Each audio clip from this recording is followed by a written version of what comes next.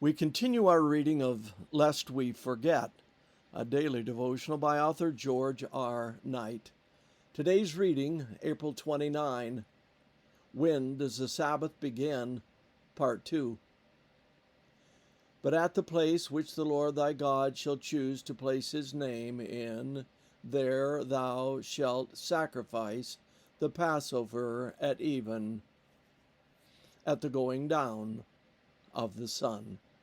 Deuteronomy 16:6.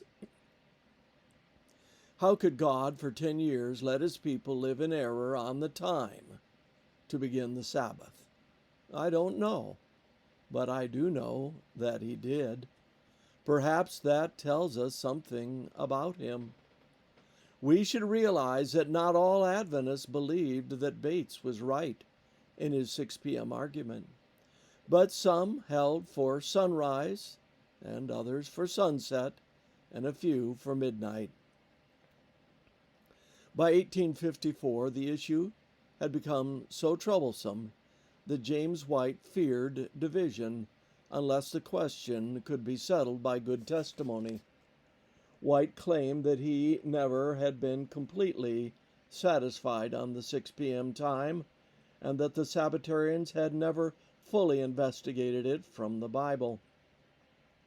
He would later note that Bates's stubborn stand upon the question and respect for his years and his godly life were undoubtedly reasons why they had not sooner investigated the issue from the Bible as thoroughly as some other points.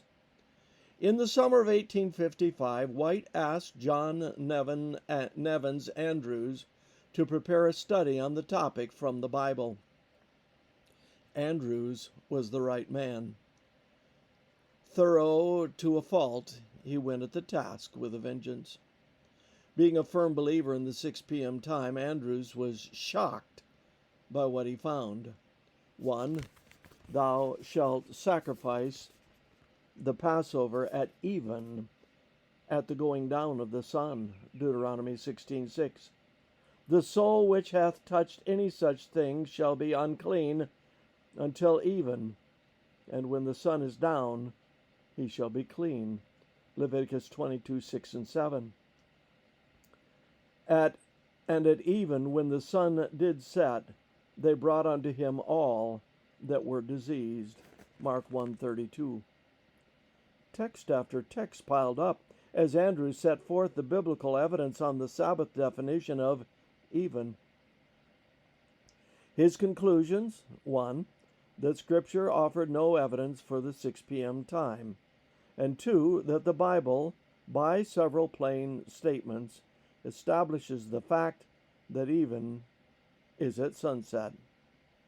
He presented those conclusions at a general meeting of Sabbatarians on November 17, 1855, and they moved into line with this new biblical light. Lord, help us to keep our minds open, even when we are convinced that we know the truth. This concludes our reading today of Lest We Forget.